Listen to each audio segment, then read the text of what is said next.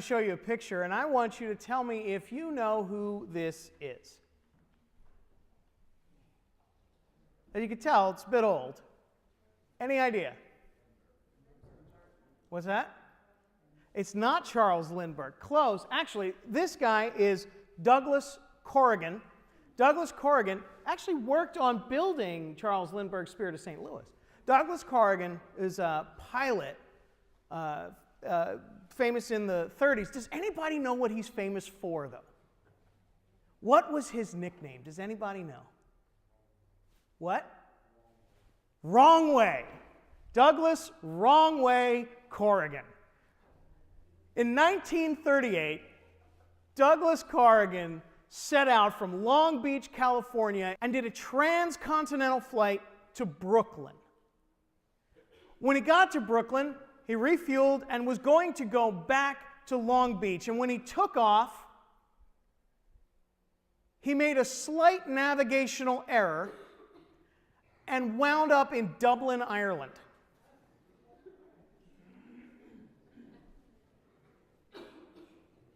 The papers were quick to dub him Wrong Way Corrigan.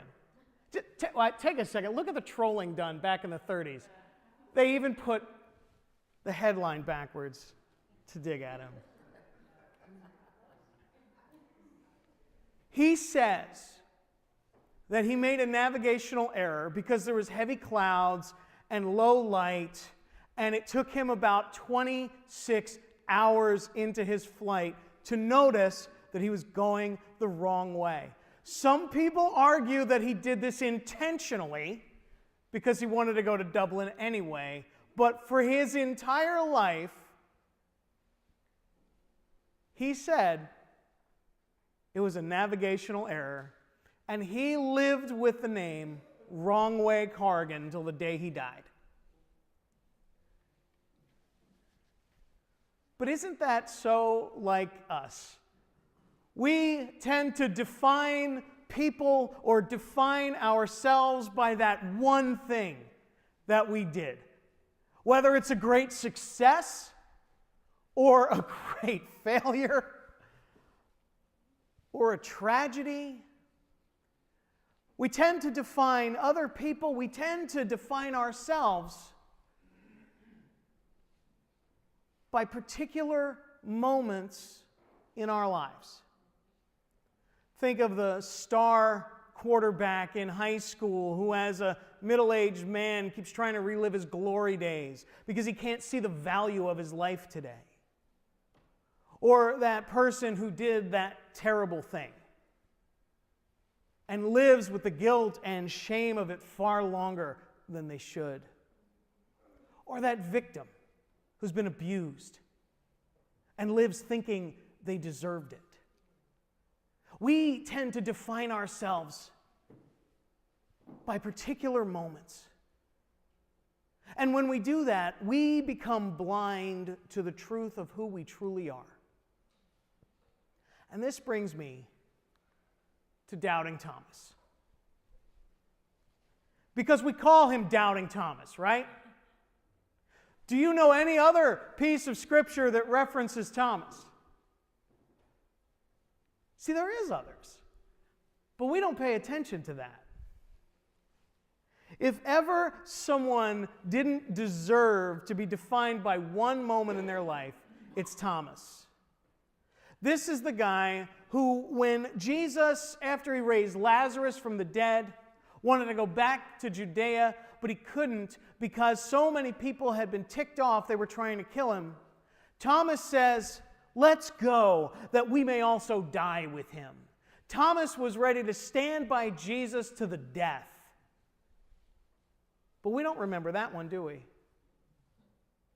No, history ignores that part, and so history dubs Thomas Doubting Thomas because of one moment of very understandable doubt.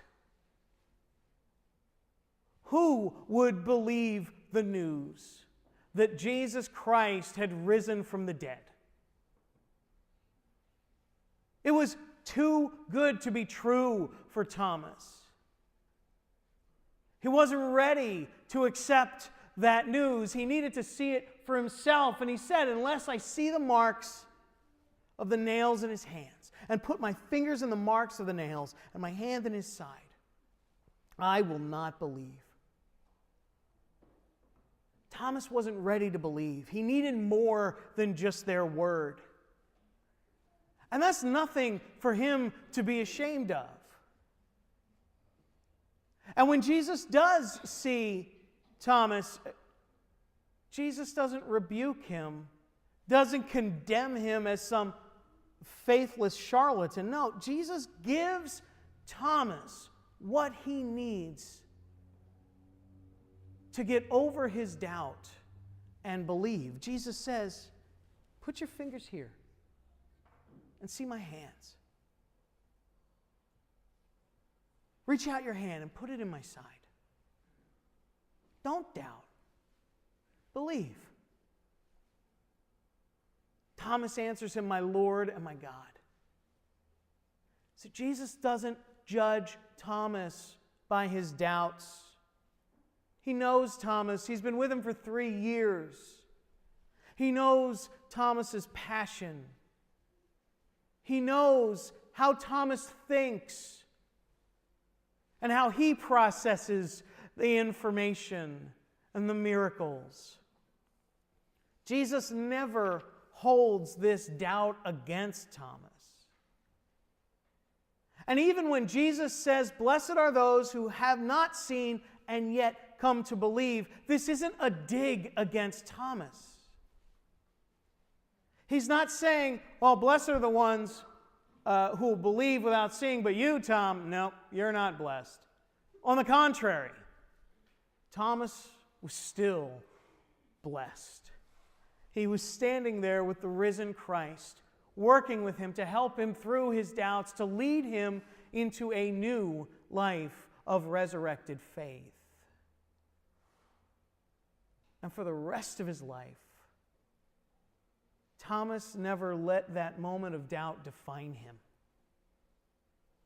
He traveled beyond Jerusalem, throughout Syria, as far east as India, preaching the gospel of Jesus Christ, establishing churches and communities of faith all along the way. There are churches still today that see Thomas as their founder and their patron saint. Thomas died a martyr for his faith, believing in the resurrected Christ. See, what defined Thomas, what defines us, is the resurrection of Jesus. The resurrection is the moment that defines who we truly are. Through Jesus' resurrection, God proves to us that we are God's beloved children, who despite our rebellious nature, God sees as worth creating and loving and saving for a life lived in God. And nothing can take that away from us. We can ignore it. We can ignore it by letting other things define us, by letting the good and the bad and the ugly moments of our lives define how we see ourselves, how we see other people. But the truth is, you are not your successes. You are not your failures. You are not what was done to you. You are not what you are going through now. Those are important. And they have great impact on our lives, positive and negative. But those are only a part of us. The life and death and resurrection of Jesus tells us who we truly are, deep at our core. My question to you is, do you believe it? Do you believe that's who you are? If yes, great. Keep living into it. Keep proclaiming it to others. Keep letting the resurrection shape how you live your life, how you see yourself, and how you rejoice in God. But if you still struggle with it, that's okay. Jesus is willing to give us what we need to take that next step and believe. All we need to do is just keep looking to Him. To let the love of Christ and the power of the resurrection speak louder than our doubts or the lesser things that try to define us. We need to let Jesus lead us to embrace the life we were called to live, to be the children of God we were made and saved to be. And then we can look back on our life and not see it defined by the things that we did or didn't do or the things that were done to us. We can see it for who we were made to be from the beginning. God's children, who He loves and wouldn't let go of because we were worth everything to Him. Do you believe that about yourself? Amen.